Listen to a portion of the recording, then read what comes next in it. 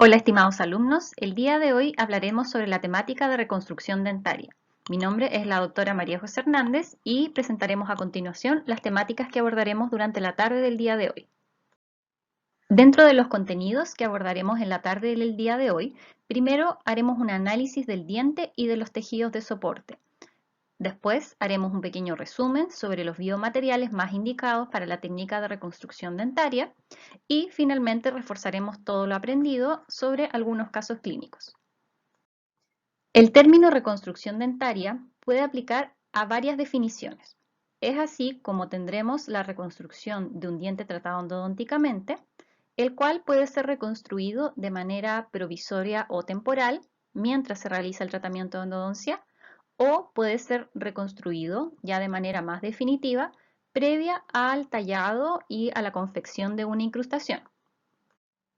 Por otro lado, tenemos acá reconstrucciones de resina compuestas, en la cual podemos definirlas como transitorias, en el caso, por ejemplo, de una férula, el cual va a servir un propósito estabilizador para el tratamiento periodontal, mientras esta reconstrucción en resina de un diente en grano de arroz se puede definir como una reconstrucción definitiva. Es así que si integramos el concepto de reconstrucción, significa devolver forma y función a un diente para un objetivo final. Para ello es importante siempre analizar el remanente dentario, cuál será el plan de tratamiento y qué biomaterial de reconstrucción podemos utilizar en cada caso. El enfoque de la clase del día de hoy tiene como objetivo principalmente centrarnos en grandes destrucciones coronarias en dientes posteriores. Para ello hemos fijado tres objetivos de diferente nivel de taxonomía de Bloom o según los procesos cognitivos. El más sencillo que queremos que realicen el día de hoy es que puedan identificar cuáles son las técnicas de reconstrucción dentaria que pueden aplicar tanto a dientes vitales como en dientes desvitales. También queremos que ustedes realicen una comparación entre las diferentes técnicas de reconstrucción que puedan identificar tanto sus ventajas como sus desventajas. Y finalmente, integrando todos los conocimientos anteriores, queremos que ustedes sean capaces de seleccionar cuál es la técnica de reconstrucción más apropiada a cada caso clínico. Esto se va a reforzar también con el taller que existe asociado a esta clase. A continuación, haremos un análisis breve sobre algunos factores que podrían modificar nuestro plan de tratamiento. Lo primero que vamos a considerar es saber si el diente es un diente desvital o un diente vital, ya que existen diferentes consideraciones. En un diente vital, el tratamiento siempre va a ser etiológico, es decir, vamos a tratar la lesión de caries o vamos a tratar la fractura o vamos a tratar diferentes tipos de situaciones que nos pueden indicar hacia dónde va dirigido nuestro tratamiento. Vamos a intentar, dentro de lo posible, la preservación de la vitalidad pulpar. Dentro de eso mismo, minimizar la sensibilidad postoperatoria también es un requisito. Siempre vamos a tratar de conservar lo máximo de tejido dentario y dependiendo de qué tanto tejido se haya desgastado, vamos a intentar realizar un reforzamiento de la estructura remanente. Los principios básicos, en cambio, del diente desvital ya no va a ser mantener la vitalidad, sino que mantener el correcto sellado endodóntico, ya que sabemos que esto es el principal falla de los tratamientos endodónticos. Debemos hacer que ese sellado sea duradero. Debemos también preservar la máxima cantidad de tejido dentario y en un diente desvital normalmente se tiene un mayor desgaste de la estructura dental, por lo cual el refuerzo de la estructura remanente es de vital importancia. El diente vital puede tener como etiología caries, traumatismo dentoalveolar o recambio de restauraciones. Y dependiendo de cuál sea nuestra etiología, nuestro plan de tratamiento también va a ser diferente. Se requiere siempre una evaluación clínica y radiográfica del diente vital, también una correcta anamnesis y una valoración de la vitalidad por medio de test de sensibilidad. En el caso, por ejemplo, de traumatismo dentoalveolar, si es que el paciente posee el diente que está aquí, nosotros no realizaremos mayor reconstrucción dentaria con biomateriales, sino que haremos con técnica adhesiva la adhesión del fragmento dentario con un sistema adhesivo. En cambio, en el caso de acá, si tenemos eliminación de caries profunda, lo que haremos será completamente diferente y aquí necesitamos un material de reconstrucción que sirva para el propósito del diente vital, es decir, mantener la vitalidad y a su vez reforzar la estructura dentaria previo a una incrustación. Recuerden que es ideal que todos estos procedimientos se hagan bajo aislamiento absoluto, ya que en los materiales adhesivos mejoran el control de la humedad, mejoran la visión y el campo operatorio, y en el caso de las lesiones de caries podemos tener mejor acceso, y en el caso de que se realice una perforación pulpar accidental también mejora bastante el pronóstico de este diente. En el caso del diente desvital, también es necesaria una evaluación clínica y radiográfica del diente a tratar. La anamnesis es muy necesaria en el sentido de saber cuándo se dio de alta el tratamiento de endodoncia y si éste permanece asintomático, y también chequear el estado de la obturación endodóntica tanto en longitud como en extensión. Recuerden que siempre es necesario el aislamiento absoluto, sobre todo cuando estamos entrando a el relleno endodóntico. Y en esta zona es recomendado eliminar 2 a 3 milímetros de gutapercha para posteriormente sellar con cemento ionómero en esta zona, para evitar la contaminación. Como consejo, en todo diente tratado endodónticamente se deben eliminar todas las restauraciones intermedias que este diente posea. Este tiene el objetivo de eliminar posibles contaminaciones o interfaces y restos de cemento que puedan contener, por ejemplo, eugenol, que nos puedan contaminar nuestra restauración definitiva o nuestra reconstrucción. Independiente si el diente es vital o desvital, una vez que nosotros realizamos el proceso de eliminación de caries o eliminamos las restauraciones intermedias, debemos evaluar cuál es el volumen del remanente que nos queda. Vamos a dividir como indicación de restauración directa a aquellas en que la distancia intercuspidia se encuentre entre 1/3 y 1/4. Las cúspides se encuentren mantenidas o factibles de reforzar en el caso que estén levemente debilitadas. La oclusión sobre el diente sea favorable, es decir, hay una estabilidad en la oclusión. Y también vamos a considerar cuál es la habilidad del operador para lograr esta restauración directa. En cambio, si tenemos un volumen remanente que supera ampliamente, por ejemplo, el tercio de la distancia intercuspidia, vamos a realizar más bien una indicación hacia la operatoria indirecta. También lo haremos en el caso de que las cúspides se encuentren muy debilitadas o incluso existan cúspides que se hayan perdido, cuando exista abundante remanente que no tenga sustento, cuando exista una pérdida o queramos realizar una modificación de los contornos proximales, y cuando exista una gran carga oclusal hacia el sector o una parafunción que necesitamos pensar en un material restaurador con mayor resistencia mecánica. Los siguientes gráficos nos ayudan a ejemplificar cómo a medida que se destruye tejido dentario, nosotros vamos perdiendo resistencias mecánicas del diente. En el gráfico de la mano izquierda vemos cómo la resistencia a la fractura en un premolar sano disminuye dramáticamente a medida que se van perdiendo tejidos y estructuras importantes como los rodetes proximales y cuando se realiza una apertura endodóntica. Para ello, podríamos decir que mientras un diente se someta a un proceso de tratamiento de endodoncia, es más factible a fracturarse siempre y cuando no se realice una reconstrucción adhesiva y un reforzamiento de sus paredes. Este gráfico entonces nos resume que en el sentido de profundidad, a medida que las paredes se van haciendo más largas, son menos resistentes a las fracturas. El gráfico de la mano derecha, en cambio, Nos habla del sentido vestíbulo lingual, es decir, la amplitud o la distancia intercuspidia, que si disminuye, por ejemplo, tenemos una distancia mínima de un cuarto, un tercio o un medio de esta distancia intercuspidia, vemos también cómo los valores van disminuyendo en cuanto a la resistencia a la fractura. Es decir, que cuando tenemos cavidades en un diente vital, a medida que vamos ampliando los cajones en el sentido vestíbulo lingual, también lo hacen las resistencias a las fracturas.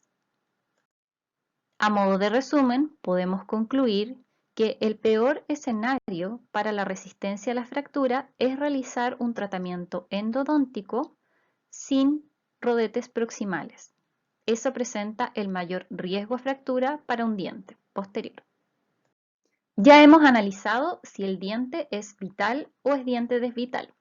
El segundo punto analizado es en relación al volumen del remanente, lo cual de alguna manera nos determina si el tratamiento irá por una vía de operatoria directa o si irá por una vía de operatoria indirecta.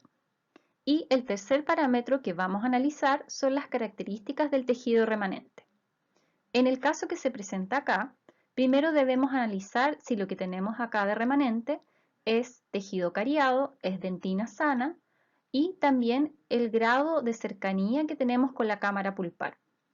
Si bien esto no se puede determinar a ciencia cierta, podemos tener ciertos parámetros, por ejemplo, una comparación con una radiografía Bite-Wing, donde podemos ver el piso de la lesión radiográfica y comparar con la zona donde está la cámara pulpar. También podemos ver que en los tejidos hay cierto grado de esclerosis o de permeabilidad de los túbulos dentinarios. También podemos ver zonas que se llaman de esmalte o tejido sin sustento. Este concepto lo explicaré más adelante. Y también podemos analizar si existen restos de restauraciones intermedias que nos hayan quedado, sobre todo en esta zona del borde cabo superficial. Obviamente, si estas restauraciones podemos identificarlas, debemos eliminarlas, sobre todo si son restauraciones con eugenol que pueden interferir con nuestros procedimientos adhesivos. En este caso en particular, vemos que hay dentina principalmente esclerótica, la cual debiera verse como una superficie brillante, lisa y percibirse duro al tacto. En este caso, la fotografía nos muestra un diente deshidratado y por eso de alguna manera no se observa el brillo que debería verse en un diente que se encuentre in vivo. ¿Cuáles son las características entonces de una dentina que se encuentra en esclerosis? La esclerosis es un grado como de defensa del sistema del diente, donde los túbulos se encuentran menos permeables y se van formando tejidos más mineralizados en esta zona, producto de una lesión, que normalmente es caries, que es de baja intensidad pero crónico a lo largo del tiempo.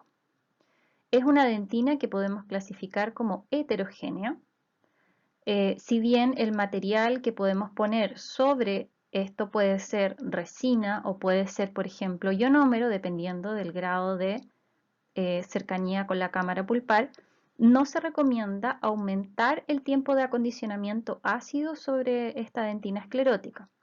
Tampoco se recomienda hacer procedimientos como de asperizado para aumentar las rugosidades y las retenciones micromecánicas sobre este tejido. Y en dentina que es profunda, como en este sentido, se recomienda el uso de cementos ionómeros vidrio que sabemos que tienen mejor compatibilidad.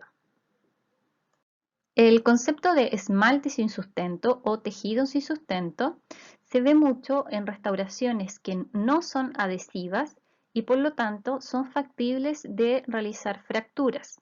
En este caso vemos como una restauración antigua de amalgama posee incluso un crack o un rasgo de fractura en este sentido y esta pared se ve translúcida, casi azulada, reflejando el interior que tiene una amalgama que se encuentra muy corroída. Acá la gran pregunta puede ser, ¿se puede dejar o se puede mantener un esmalte sin sustento?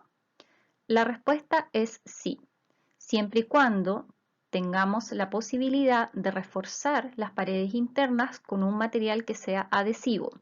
De lo contrario, sucederá esto que vemos en la imagen, donde debido a la carga mecánica sufrida por esta pared tan delgada, se producirá la fractura de este remanente dentario, debido a que la carga se transmite principalmente desde la amalgama hacia las paredes dentarias. Para determinar la profundidad cavitaria, vamos a definir tres diferentes situaciones, las cuales en la clínica y en la práctica son difíciles de medir, pero como dije anteriormente, podemos sacar alguna referencia de ellas según la radiografía y según el cambio de color en los tejidos que nosotros observemos. En la primera situación, donde tenemos un remanente dentinario menor a 0,5 milímetros, podríamos observar nosotros una dentina más translúcida y poder visualizar un color rosado o levemente rojizo, que es la zona donde se encuentra la pulpa. Si asociamos este remanente y nosotros queremos realizar un recubrimiento pulpar, recuerden que dentro de los recubrimientos pulpares existen los directos y los indirectos. Esto tenemos que realizarlo con algún biomaterial que puede ser, por ejemplo, un hidróxido de calcio. Posterior a eso, necesitamos una base cavitaria y posteriormente un sellador. ¿Cuál es la función y cuál es el objetivo de esto? Queremos realizar una estimulación y formación del puente dentinario y realizar una protección del órgano dentino pulpar en esa región que es más profunda. En la segunda situación clínica, donde tenemos un remanente dentinario de entre 0,5 milímetros a 1,5 milímetros, normalmente ya la dentina no se observa translúcida, sino que mantiene un color opaco y ya no vamos a ver esta zona rosada.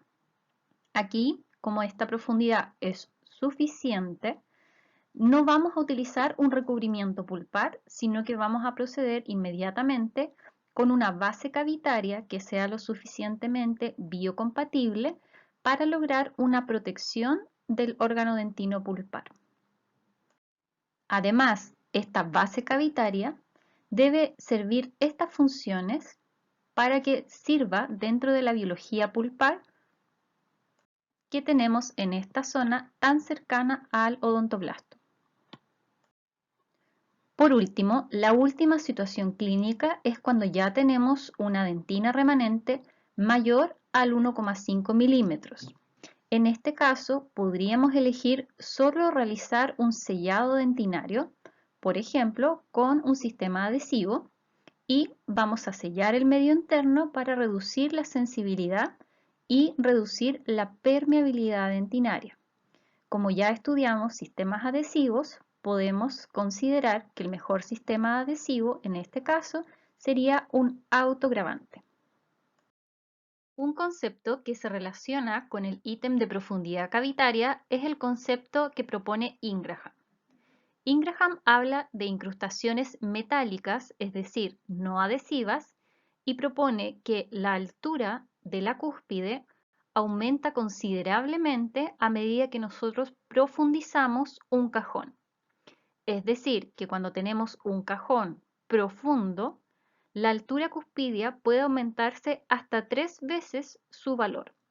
Por lo tanto, en remanentes cuspidios que se encuentran debilitados, en su base se provocará la fractura de esta cúspide.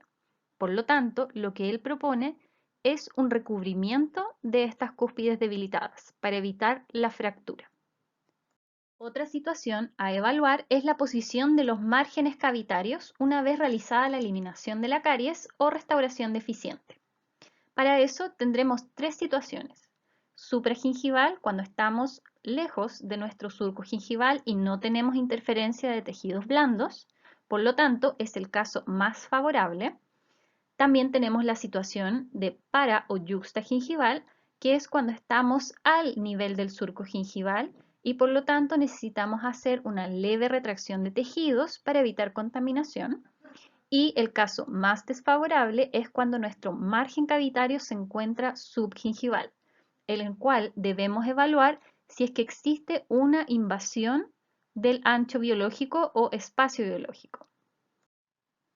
En el caso que exista una invasión del espacio biológico, es necesario una correcta evaluación y derivación al periodoncista que nos permita manejar de mejor manera estos espacios, ya que si nosotros realizamos una restauración invadiendo esa zona, generaremos daños crónicos al tejido periodontal. El último parámetro que vale la pena considerar es el de la oclusión. Sabemos que muchos pacientes poseen una maloclusión y muchos pacientes también poseen parafunciones como el bruxismo. La oclusión es la forma en que nosotros estudiamos la distribución de las fuerzas oclusales dentro de nuestro sistema estomatognático. Para ello, debemos fijarnos en los principios básicos de la oclusión, las cuales de alguna manera determinarán algunos parámetros, más bien para la restauración final que para el material de reconstrucción, pero es bueno que lo tengan en consideración para el análisis de la restauración final.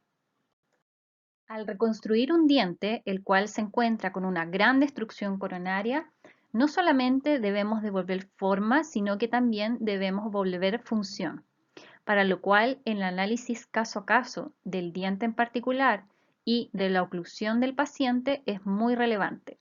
La restauración final no solo tiene que ser chequeada bajo MICS, es decir, máxima intercuspidación, sino que también tiene que ser chequeada bajo movimientos dinámicos de la masticación.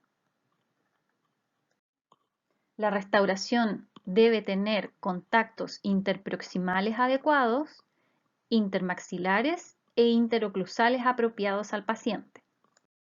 A continuación, haremos un análisis de las propiedades de los biomateriales que seleccionaremos para hacer la reconstrucción dental. Cuando hablamos de biomateriales, para poder describirlos, siempre tenemos que hacerlo en base a las propiedades. Dentro de las propiedades existen las físicas, las químicas y también las biológicas. Una de estas propiedades es la propiedad térmica de conductividad, es decir, qué tan efectivo es el material en conducir calor. Si estamos pensando en una reconstrucción de un diente posterior que tiene una cavidad extensa y profunda, debemos decir que las características ideales de ese material es que no conduzca el calor hacia el interior del diente, ya que sabemos que la conducción de calor hacia la pulpa podría generar un daño irreversible.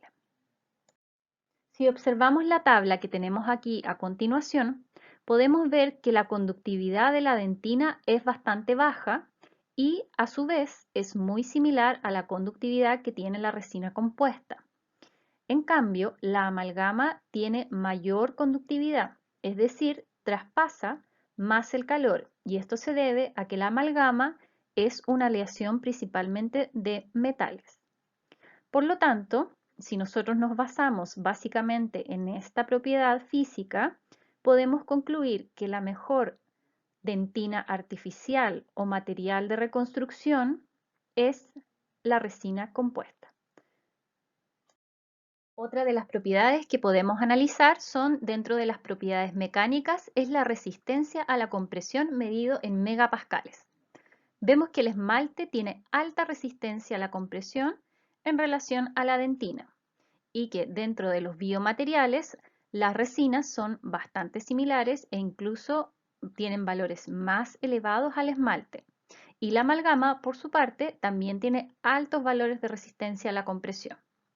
En cambio, en las propiedades que son eléctricas, como por ejemplo la resistividad, que es la capacidad de proporcionar una conducción de una corriente eléctrica, vemos que el esmalte tiene mayor resistividad, es decir, conduce menos o se resiste más a la conducción eléctrica que la dentina. Y dentro de estos materiales, el cemento ionómero se comporta más similar a la dentina que, por ejemplo, el óxido de zinc. A continuación, veremos algunos de los biomateriales utilizados para reconstrucción y partiremos con el cemento ionómero de vitrio, que como ustedes bien saben, tiene adhesión química a la dentina a través del calcio y dentro de sus otras importantes propiedades es la liberación constante de flúor en el tiempo. Estas dos propiedades, sumadas al de ser biocompatibles, los hacen como un buen material de reconstrucción en el caso, por ejemplo, que tengamos cavidades que son profundas o también pueden ser utilizadas en cavidades de mediana profundidad. También recuerden que en la técnica de recubrimiento pulpar, estos cementos ionómeros siempre van protegiendo el hidróxido de calcio que va en la zona del recubrimiento, ya que sabemos que el hidróxido de calcio en sí tiende a solubilizarse y no tiene buenas propiedades mecánicas ni tampoco se adhiere a los tejidos dentales. Eso dentro de las propiedades que son favorables de los cementos ionómeros. Pero lógicamente, si lo comparamos con otros biomateriales, tienen algunas desventajas comparativas. ¿Como cuáles? La resistencia mecánica. En general, este material no tiene tan buena resistencia mecánica ni tampoco lo tiene en estética. Así que, como material de restauración definitiva, la verdad no están indicados, pero sí dentro de los materiales como de reconstrucción, siempre y cuando lo dejemos de base cavitaria, se puede dar un buen uso y un buen potencial según sus propiedades. En este cuadro se resumen las propiedades de los ionómeros.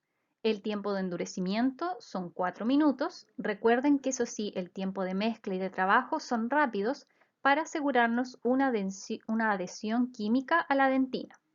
Las resistencias compresivas y traccionales son bajas y el módulo de elasticidad nos habla en general de un material que es bastante flexible.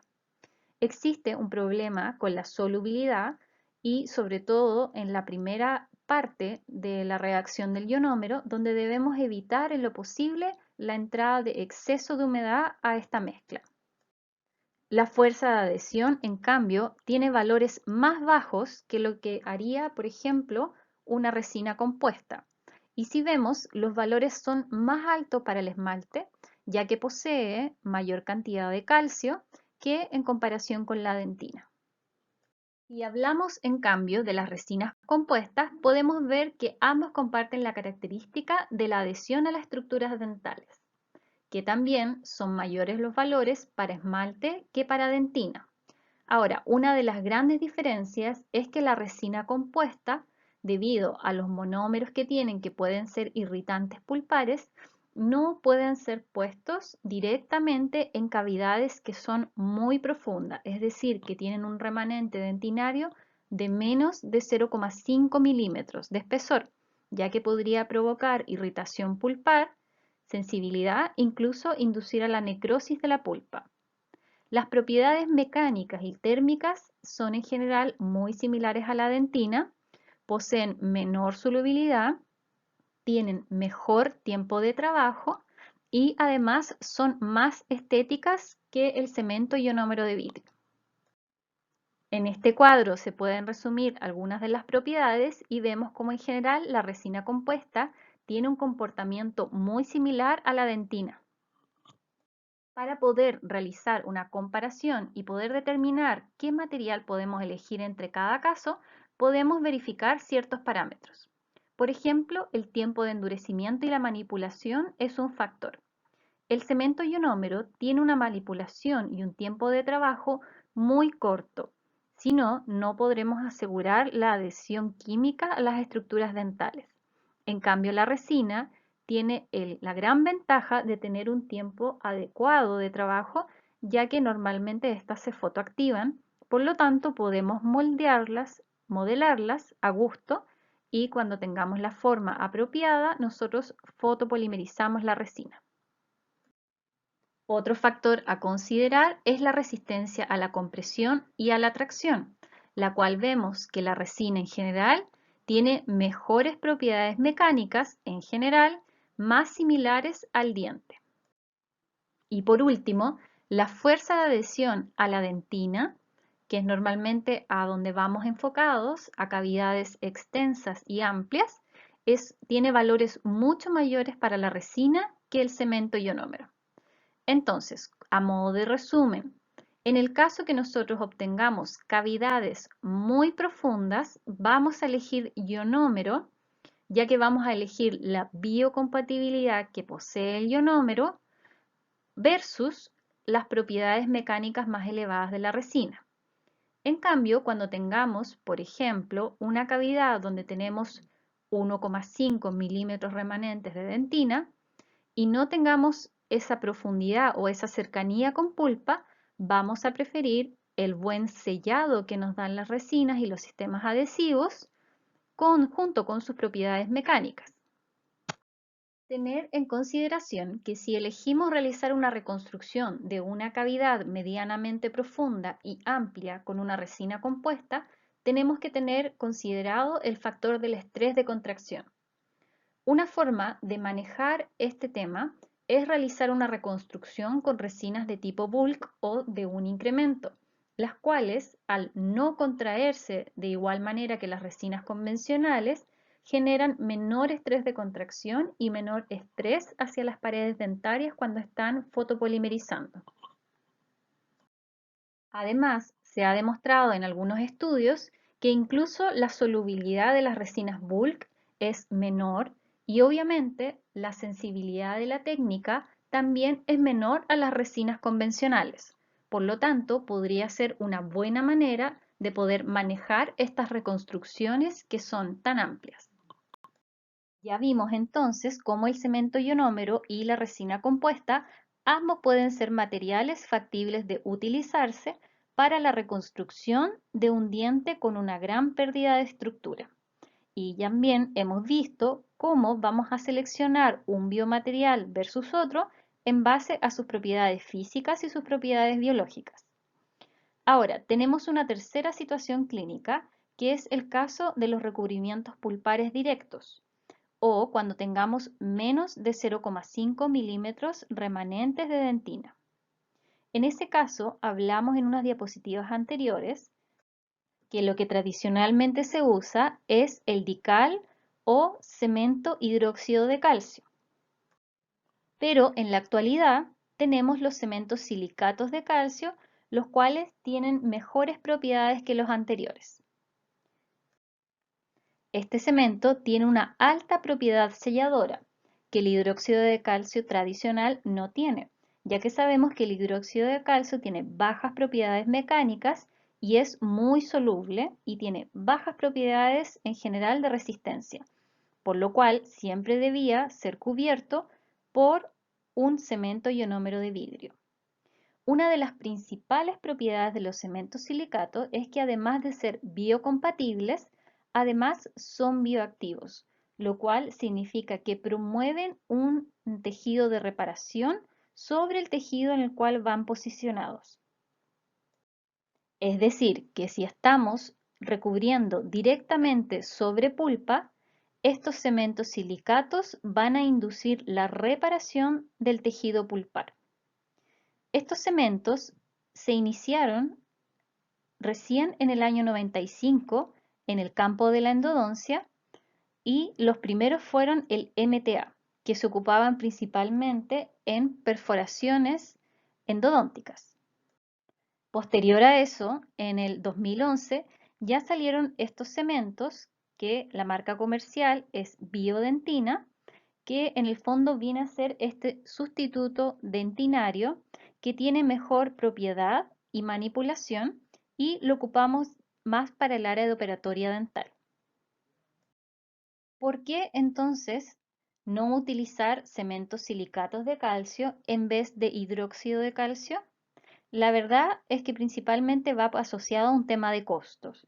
Si bien existen varios estudios que demuestran la eficacia que tienen los cementos silicatos de a largo plazo mantener la vitalidad de una pulpa, el costo sigue siendo bastante elevado si lo comparamos con un hidróxido de calcio convencional. El tiempo de fraguado de la biodentina, que es el cemento que utilizamos en operatoria dental, es de 12 minutos. Es decir, que una vez realizada la mezcla que viene en cápsula, nosotros debemos esperar 12 minutos a que éste haya fraguado para posteriormente proteger este cemento con otro material que puede ser una resina compuesta o un ionómero de vidrio. La manipulación del MTA, como está más indicado en perforaciones radiculares, es manual y por lo general es de menor viscosidad para que pueda fluir dentro del canal radicular. En cambio, el de biodentina, como es un sustituto de dentina de la parte coronaria, la viscosidad que se obtiene al mezclarlo en estas cápsulas es de mayor viscosidad, por lo tanto es de más fácil manipulación y las propiedades mecánicas son mejores para biodentina que el MTA. Si comparamos ambos materiales, que ambos son en base a cementos silicatos de calcio, vemos que el MTA está más indicado para el área endodóntica, el área de complicaciones de la endodoncia, como las perforaciones, y la biodentina está hecho más para el área restauradora. Otra de las ventajas que tenemos de la biodentina en relación al MTA, aparte del tiempo de trabajo y tiempo de fraguado, aparte también de la viscosidad y manipulación, es la decoloración. El MTA con el tiempo vuelve de color grisáceo, incluso un poco negro, y en cambio la biodentina no cambia de color. Por lo tanto, puede ser dejado como una base cavitaria sin mayor problema a que éste cambie de color en el tiempo. Para finalizar y poder integrar todos los conocimientos que adquirieron durante la clase, vamos a resumir dos casos clínicos y vamos a hacer un análisis en conjunto de los factores que pueden determinar qué técnica de reconstrucción elegimos para cada caso. Recuerden tener en consideración todo lo que debemos analizar previo a la determinación de la reconstrucción dentaria. Primer caso. Tenemos una paciente que tiene 45 años y relata dolor en relación al diente 4.6, principalmente al frío. Si observamos, nosotros podemos ver inmediatamente que el estado de esta restauración es bastante deficiente. ¿Deficiente en qué parámetros? En los parámetros biológicos, porque la paciente tiene sensibilidad, parámetros estéticos, que más que el color de la amalgama, fíjense en la forma, fíjense también el pulido y el grado de falta de material que tenemos en la zona de los márgenes. Vemos que esta restauración en general está bastante deficiente. ¿Cuáles son las cosas que nosotros, aparte del examen clínico, debemos observar? Si se fijan, hay un grado de translucidez en esta zona, la cual me puede identificar esta zona que les comentaba del tejido sin sustento o del esmalte sin sustento, que es cuando ya no tenemos la opacidad característica de la dentina, sino que sabemos que esta pared es muy delgada y factible de fracturarse en cualquier momento, ya que aquí lo que tenemos es básicamente esmalte y sabemos que la restauración de metal, estas amalgamas, no son adhesivas. Lo mismo podríamos intuir que sucede en la cúspide mesiolingual, donde tenemos un grosor de pared aparentemente delgado y, recuerden, es factible de fracturarse. Entonces, como maniobras previas, ¿qué necesitamos hacer? Necesitamos primero pedir exámenes complementarios como una radiografía. ¿Qué radiografía podríamos pedir? Podríamos pedir una radiografía periapical, podríamos pedir una radiografía Bite-Wing. Ambas son aceptables de pedir y tienen diferentes propósitos. La radiografía Bite-Wing, por supuesto, me va a dar una relación más cercana a la profundidad relativa que tenga esta amalgama o base cavitaria que hay bajo ella y la cercanía con la cámara pulpar, pero de nuevo una cercanía relativa. En cambio, la radiografía periapical nos va a dar información en relación a los tejidos de soporte y sobre el estado periapical de este diente. Posterior a eso, podemos hacer algunos test de vitalidad o en realidad test de sensibilidad. Si la paciente tiene sensibilidad con las cosas frías, puede ser que al test de sensibilidad ella tenga un test positivo al frío, pero aumentado, lo cual significa que ese diente está vital, pero está respondiendo de manera exacerbada a los estímulos térmicos. O podríamos tener la situación en que responda y la respuesta esté disminuida. Los test no son determinantes de la vitalidad, pero sí de alguna manera nos dan cierta información. Otro examen que podríamos nosotros complementar es el examen periodontal. En relación, por ejemplo, a los márgenes, donde tenemos un margen proximal mesial que aparentemente se encuentra supragingival, por lo tanto favorable, y también podemos ver la salud periodontal general del sector para ver si no hay complicaciones para hacer procedimientos adhesivos y aislamiento. Otro punto a analizar es el estado de la oclusión, donde podemos ver que el diente que se encuentra hacia mesial se encuentra en estado de resto radicular. Por lo tanto, esta amalgama también puede recibir un grado de sobrecarga funcional, ya que es el primer molar y se encuentra dentro del baricentro masticatorio. Por lo tanto, ya teniendo un diente que aparentemente es vital, con ambas cúspides mesiales debilitadas, podemos pensar de que nosotros indicaremos acá, en este caso clínico, una incrustación.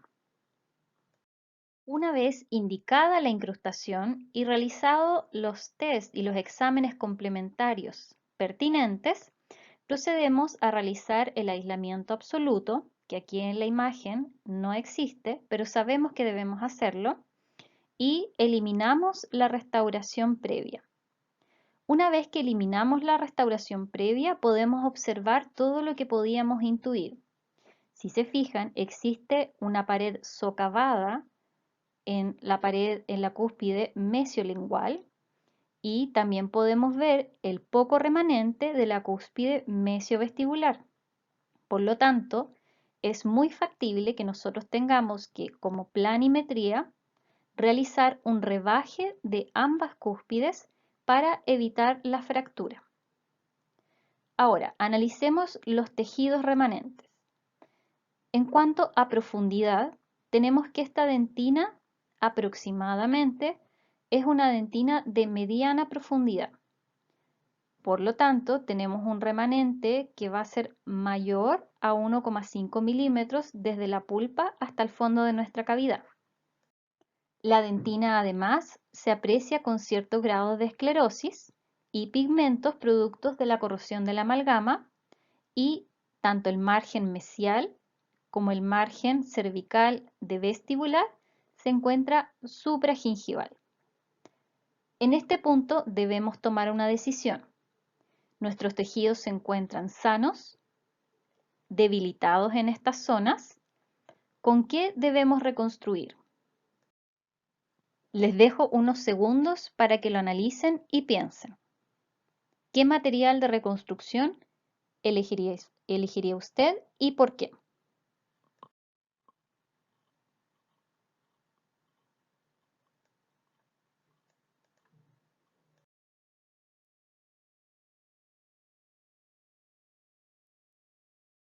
Independiente del material de reconstrucción que usted haya elegido, vea que el resultado final en este caso es un cemento ionómero de vidrio.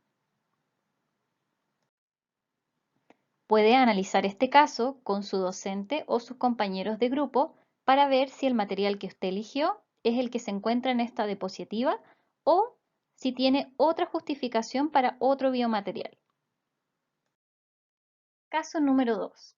Una paciente que es diabética e hipertensa, controlada, de 50 años, que dice que se le fracturó un pedacito del diente y tiene dolor. ¿Qué debemos hacer en este caso? Lo mismo, anamnesis, una correcta evaluación clínica, periodontal, radiográfica y del pilar oclusal. ¿Qué es lo que vemos en la radiografía? Vemos una zona radiolúcida correspondiente a una lesión de caries muy profunda y cercana a pulpa. Alta actividad de caries por presencia de otras lesiones proximales y varias restauraciones metálicas con desajustes, hombros en cervical y falta de anatomía y pulido. Una vez realizado los diferentes exámenes complementarios, pedir la radiografía periapical y también la Bitewing de control, realizar un test de sensibilidad que nos da positivo al frío, realizar un análisis periodontal y de la oclusión, tenemos la eliminación de la lesión de caries. Nuevamente, el aislamiento absoluto en este caso está ausente, pero ustedes saben que todo este procedimiento, sobre todo la eliminación de una caries profunda, debe realizarse con aislamiento absoluto. ¿Qué es lo que observamos al realizar una eliminación total de caries? Revisamos y vemos que estamos casi en la pulpa. Dentina muy profunda, muy permeable y los márgenes se encuentran levemente supragingivales. En algunos sectores incluso podría decirse para o yuxtagingivales y la cúspide vestibular y levemente la palatina se encuentran debilitadas, ya que existe una zona socavada bajo esta pared y probablemente esta también. Nuevamente, la pregunta es la misma. ¿Con qué realizamos una reconstrucción y cuál es nuestro plan de tratamiento? ¿Realizamos una restauración directa o realizamos una restauración indirecta? Lo que marca aquí la flecha es la zona donde se encuentra a una mínima profundidad en cercanía con la pulpa, probablemente menos de 0,5 milímetros de profundidad. ¿Con qué reconstruye? Nuevamente dejamos unos minutos para que analice el caso y dé una respuesta. En este caso, independiente de lo que usted haya seleccionado, se realizó una reconstrucción con ionómero de vidrio. Nuevamente puede volver a analizar este caso y discutirlo con sus compañeros y con su docente guía. Bueno, esto ha sido por el día de hoy. Espero que hayan tenido la oportunidad de integrar los conocimientos que tenían sobre los biomateriales y sobre lo que han aprendido este año y en este semestre en particular en operatoria dental. Recuerden que estas son las decisiones que ustedes deberán tomar prontamente en la clínica para lograr un éxito en sus tratamientos. Muchas gracias por su atención. Dejo mi correo electrónico en caso de alguna duda.